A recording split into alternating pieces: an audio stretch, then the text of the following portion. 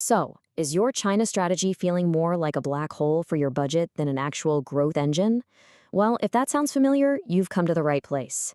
We're about to unpack the playbook for actually winning in China's digital market, and it all revolves around one platform: WeChat.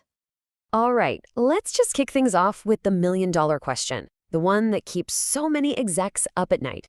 Why, after pouring in so much money and effort, do so many amazing Western brands just fizzle out in China? And you know what? The answer is surprisingly simple, but it has huge strategic implications.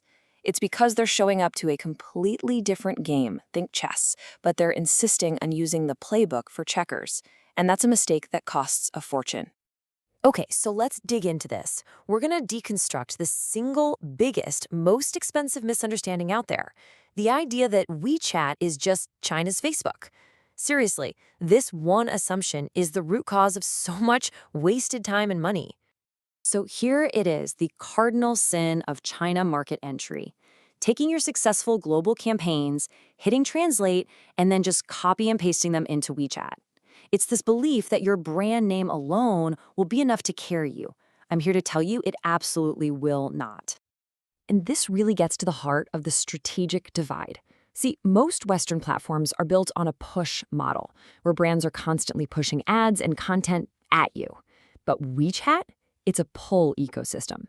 Users expect real value, real utility. They have to want to pull your brand into their world. It's a total flip of the script.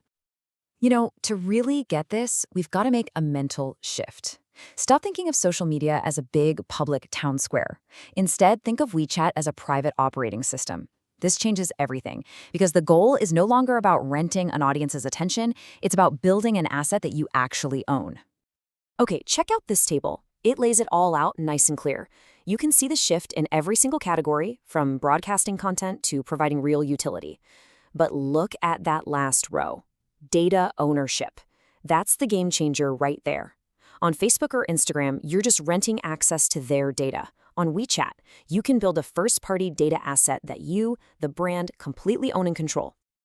And this is so important for understanding how trust works in China. In the West, your official website is your castle, right? It's the ultimate source of truth. But in China, a brand's verified WeChat official account is often seen as more official, more trustworthy than some random website out on the open internet. If you're not inside the ecosystem, you're on the outside looking in. Right, so if it's not China's Facebook, then what the heck is it? You need to think of it less like an app and more like a powerful piece of commercial infrastructure. And the foundation of that infrastructure is something we call the WeChat Trinity. First off, let's just talk about sheer scale. We're talking about more than 1.3 billion monthly active users. To put that in perspective, this isn't just an app people check a few times a day. It's the undisputed digital center of gravity for an entire country. And here's why.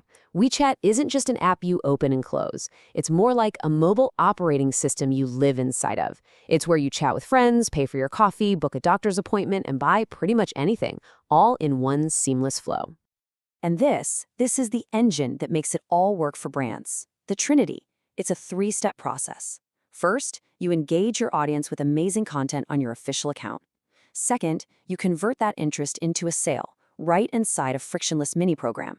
And third, you retain that customer for life using WeChat Work for amazing one-on-one service. Engage, convert, retain. It's that simple. So, does this whole integrated system actually work?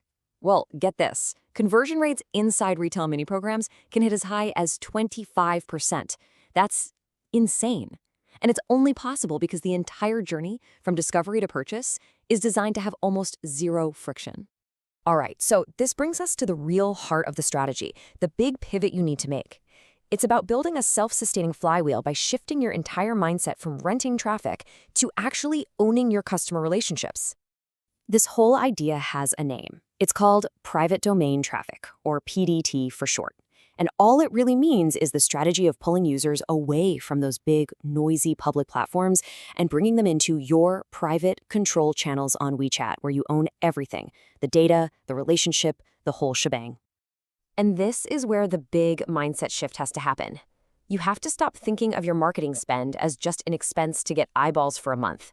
Instead, every dollar becomes a capital investment in building a permanent, measurable asset, your very own customer data platform. Okay, so how do you actually do this? How do you get this flywheel spinning? Well, it's a bit of a sophisticated dance, moving between the public and the private digital worlds. The playbook, at its core, is pretty straightforward. You use the big public platforms, like Douyin, which is basically China's TikTok, or Xiaohongshu, to get massive reach and attention. But here's the key. You don't try to sell there. Instead, you offer a cool incentive to pull that traffic into your private WeChat world, where converting them is way easier and cheaper. First up, attract. This is your top of funnel. You go broad, you cast a wide net on those huge platforms, you work with influencers, you create viral content. Your only job here is to get noticed. Then, step 2, convert. Now you bring them home. You funnel all that attention you just captured into your WeChat mini program, your controlled environment, where you can turn a curious follower into a paying customer with a super smooth one-click purchase.